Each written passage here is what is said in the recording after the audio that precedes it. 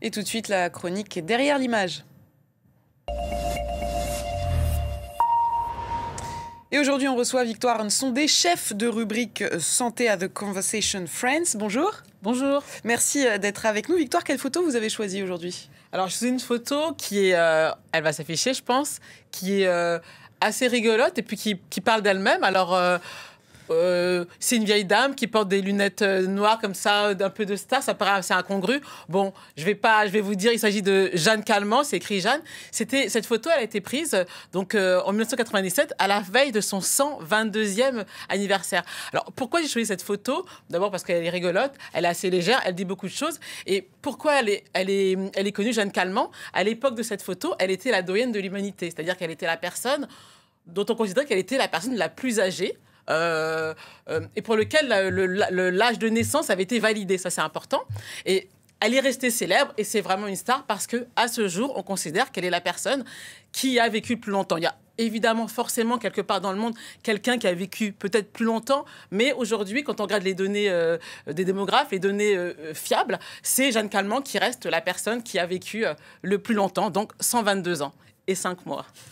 Alors, il y a une autre Française qui fait partie du club fermé des centenaires et qui ont vécu plus de 118 ans. Oui, on peut dire que c'est même un club très, très, très fermé. Aujourd'hui, on considère qu'il y a 4 personnes, 4 femmes, souvent ce sont des femmes, qui ont vécu plus de 118 ans, parce que c'est extrêmement rare. Et effectivement, il y a une autre Française qui s'appelle Lucille Randon. Elle est plus connue sous le nom de Sœur André. Et elle a vécu 118 ans et 11 mois, donc presque 119 ans. Et du coup, je vous propose de regarder un sujet qui avait été tourné par France 24. C'était au moment de son décès, c'était en janvier 2023. Voilà. Elle devait fêter ses 119 ans dans quelques jours. Sœur André est morte dans son sommeil. Dernièrement, avec humour, elle se disait lasse de la vie. Je pense me retirer de cette affaire, mais ils ne veulent pas. Fille d'instituteur, Lucille Randon naît le 11 février 1904 à Alès, la même année que Jean Gabin, Salvador Dali ou l'acteur américain Johnny Weissmuller, alias Tarzan. À l'époque, Émile Loubet est président de la République. Elle a 10 ans quand la Grande Guerre éclate. Ça a été triste dans la maison. Les 2 grands frères partis, c'était pas du rigolo. Et maman qui pleurait toute la journée, ils sont revenus tous les 2. J'ai eu de la chance. À 20 ans, elle quitte son Midi natal, monte à Paris et devient gouvernante. Quand arrive la Seconde Guerre mondiale, elle a 35 ans. Depuis que je suis au monde, je ne vois que des guerres et des bagarres. À la Libération, elle entre dans les ordres.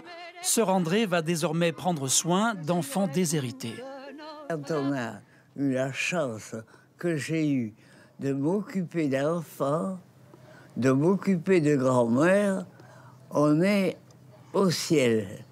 François Mitterrand s'apprête à être élu quand Sœur André arrête officiellement de travailler, mais elle continue de s'occuper des résidents de son EHPAD, parfois plus jeunes qu'elle. J'ai travaillé 70 ans. Je n'ai pas pris ma retraite à 60 ans. Elle aura connu 18 présidents, 2 guerres, la grippe espagnole et guérie du Covid. Et parfois, elle avoue qu'elle aurait aimé battre le record des 122 ans de Jeanne Calment. Il faut que je travaille encore pour arriver à son âge. Mais pas tellement maintenant. Elle avait depuis longtemps perdu l'usage de ses yeux, mais pas la foi. Elle a traversé un siècle et au-delà, avec chaque jour une messe et un verre de Porto. Alors, la longévité de Sœur André de Jeanne Calment reste exceptionnelle. En revanche, le nombre de centenaires est en augmentation. Oui, tout à fait. C'est ce que nous explique en fait France Mêlée et son équipe de chercheurs dans un article qui a été publié dans The Conversation. En fait, oui, on constate qu'il y a vraiment... Alors là, effectivement, c'est anecdotique d'avoir des dames qui vivent 118, 119, 120 ans. Mais clairement, on constate aujourd'hui dans les pays où on peut vraiment vérifier la date de naissance et de décès des personnes qu'on a une augmentation augmentation importante des centenaires, donc des gens qui vivent plus de 100 ans, et même de ce qu'on appelle les super centenaires. Ce sont des personnes qui vivent plus de 110 ans. Et effectivement, on constate en France ou ailleurs vraiment un accroissement. Je ne vais pas vous assommer de chiffres, mais aujourd'hui, on a en France 30 000 centenaires. C'est près de 30 fois plus le nombre de centenaires qu'on avait en 1970. Et selon les projections de l'INED, l'INED, c'est l'Institut national d'études démographiques, selon leurs études, si on se projette en 2070, on aura 200 000 centenaires en France. Donc, c'est des chiffres qui sont vertigineux. Ça veut dire beaucoup de personnes très âgées. Et ça, c'est un phénomène, en fait, qui est nouveau. Et comment on explique cette augmentation? Alors en fait, c'est continu. Hein. Le principal facteur, c'est la baisse de la mortalité infantile à la fin du 19e siècle et au début et au 20e siècle. C'est dû en fait aux progrès sanitaires majeurs qui sont présentés. On a pu davantage traiter les maladies infectieuses, on a eu moins de mortalité infantile. Donc en fait, on a un accroissement progressivement au cours du 20e siècle en fait on a un allongement de la longévité. Et c'est comme ça qu'on peut expliquer le fait d'avoir de plus en plus de centenaires et aussi de super centenaires. Quand on évoque des personnes de plus de 100 ans, de 110 ans ou de 115 ans, comment on peut être sûr de leur âge? C'est une bonne question. C'est pour ça que je vous précisais bien pour Jeanne Calment et comme pour Lucille Randon, je vous précisais bien que leur âge a été validé. Alors, il y a eu des polémiques sur Jeanne Calment, mais les chercheurs qui travaillent dessus ont vérifié que les arguments n'étaient pas fondés. Donc, pour ces deux dames, on considère aujourd'hui que leur âge, il est validé. Alors, quand les personnes ont 100 ans, autour de 100 ans, dans un pays comme la France, on a des données fiables, des documents d'extrait d'acte de naissance, d'acte de décès, enfin des documents administratifs qui permettent de valider vraiment l'âge. Plus les personnes sont âgées, au-delà de 105 ans, 110 ans, plus on a de risques d'erreur. Donc en fait, pour contrer ça, les chercheurs en démographie, ils utilisent une base de données. Il y a une base de données européenne qui regroupe une douzaine de pays, dont la France, qui s'appelle... Alors en français, ce serait la base de données internationale démographique. Hein, je donne le titre en français, c'est plus simple.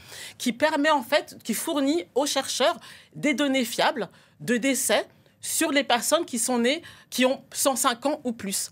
Et ça leur permet, en fait, en travaillant sur cette base de données, ça leur permet d'avoir des données fiables et de s'assurer réellement que les personnes sur lesquelles elles travaillent ont réellement l'âge qui a été avancé. Parce que c'est un vrai travail, en fait, de fourmi, de s'assurer que les informations qu'on a sont fiables et permettent d'évaluer, en fait, l'évolution de ces centenaires et super centenaires dans la population. Aujourd'hui, celle qui détient le record, c'est Jeanne Calment avec 122 ans. Est-ce que ce record, il peut être dépassé? En fait, aujourd'hui, on ne peut pas répondre. En fait, les chercheurs, ils ne sont pas d'accord là-dessus. Les chercheurs en démographie ne sont pas d'accord là-dessus. Ils étudient, en fait, l'accélération ou non de la mortalité aux âges très avancés. Est-ce qu'à 105 ans, est-ce qu'à 110 ans, est-ce qu'on a un accroissement de la mortalité? Est-ce qu'on va mourir, on meurt beaucoup comme avant? Ou est-ce qu'il y a un plateau, en quelque sorte? Est-ce que... on va aller vers un allongement, on va vivre de plus en plus vieux, ou est-ce qu'au contraire, il y a un plafond qu'on ne va pas dépasser? Aujourd'hui, en fait, on ne sait pas.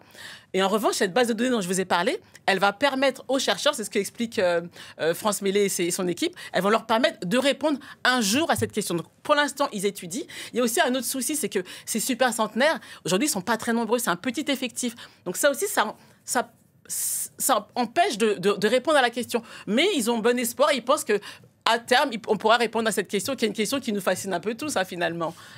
Alors, vivre de plus en plus vieux, pourquoi pas, si on a la garantie de bénéficier d'une bonne qualité de vie quand on atteindra un âge très avancé? Oui, et en fait, ça, c'est un peu le côté moins plus délicat, c'est qu'en fait, un chercheur, Jérôme Schoenmaker de l'Université de Liège, il s'intéresse à ces questions, et on se rend compte qu'aujourd'hui, effectivement, vivre longtemps, c'est bien, mais la qualité de vie, c'est important. Et lui, il s'est rendu compte, dans ses différents travaux de recherche, qu'en fait... il y a une grande inégalité. Et notamment, il travaille sur une grande enquête européenne. Donc, la France est présente, mais d'autres pays aussi européens.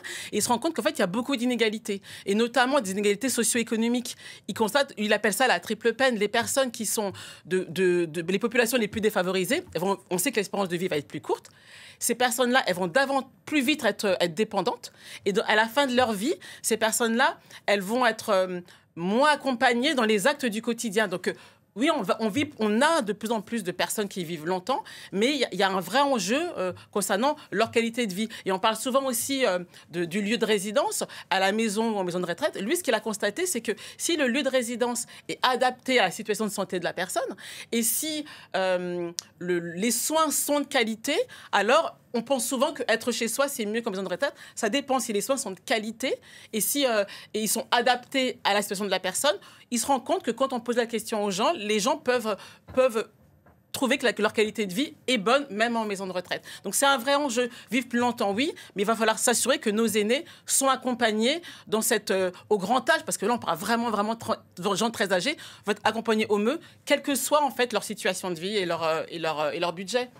Merci beaucoup, Victoire Nsondé, d'avoir été avec nous. Vous pouvez retrouver tous ces articles et plein d'autres sur le site de theconversation.fr.